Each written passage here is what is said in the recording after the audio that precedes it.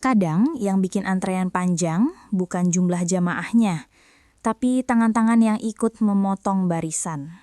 Yah, lagi-lagi ibadah suci terseret ke urusan paling duniawi. Uang.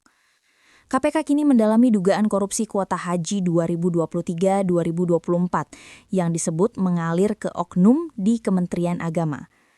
Kasus ini mulai terkuak saat penyidik memeriksa Eri Kusmar, Kepala Bagian Umum dan Barang Milik Negara Kemenak. KPK ingin tahu kemana sebenarnya uang dari pihak penyelenggara ibadah haji khusus itu mengalir.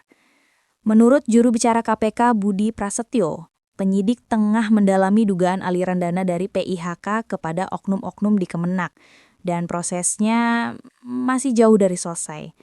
KPK bahkan bekerja bareng Badan Pemeriksa Keuangan atau BPK untuk menghitung berapa besar kerugian negara.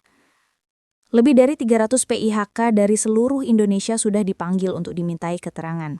Mulai dari Jawa Timur, Yogyakarta, Sumatera Selatan, Jakarta, Kalimantan Selatan, dan berbagai daerah lain. Semuanya untuk membongkar satu hal, seberapa dalam uang jamaah tersedot oleh permainan kuota ini. Modusnya sederhana, tapi mematikan makna ibadah. Ada oknum di Kemenak yang disebut meminta uang percepatan keberangkatan haji.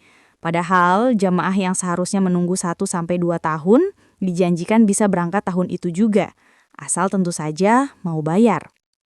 Angkanya bukan main, antara 2.400 hingga 7.000 dolar AS per kuota. Kalikan dengan ratusan jamaah dan kita bicara soal miliaran rupiah yang keluar bukan untuk biaya haji, tapi untuk jalan pintas menuju Tanah Suci. KPK menyebut kasus ini masih di tahap penyidikan umum. Belum ada tersangka, tapi sudah ada surat perintah penyidikan. Artinya, semua pihak yang bertanggung jawab sedang dicari. Dan mungkin satu persatu akan muncul ke permukaan.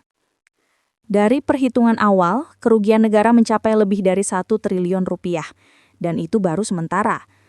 KPK juga menggandeng PPATK untuk menelusuri aliran uang, jejak digital dari setiap transaksi, setiap rekening, setiap percepatan yang dibayar diam-diam. Semua ini berawal dari satu keputusan, kebijakan mantan Menteri Agama Yakut Cholil Qoumas. Ia pernah mengubah alokasi tambahan 20.000 kuota haji untuk periode 2023-2024 yang disebut menyimpang dari Undang-Undang Nomor 8 Tahun 2019. Aturannya jelas, tambahan kuota seharusnya digunakan 92% untuk haji reguler dan hanya 8% untuk haji khusus. Tapi kebijakan itu malah dibuat seimbang, 50-50. Dan disitulah pintu permainan mulai terbuka. Kuota yang seharusnya jadi hak rakyat banyak berubah jadi barang dagangan. Antara biro perjalanan dan oknum pejabat, lahirlah pasar baru di balik niat suci. Kini, KPK terus menyisir dokumen, transaksi, dan komunikasi antar pihak. Karena di balik janji berangkat cepat, ada sistem yang berkarat. Dan di balik setiap antrian jamaah, ada pelajaran tentang kesabaran yang diuji bukan oleh waktu, tapi oleh moral pejabatnya sendiri.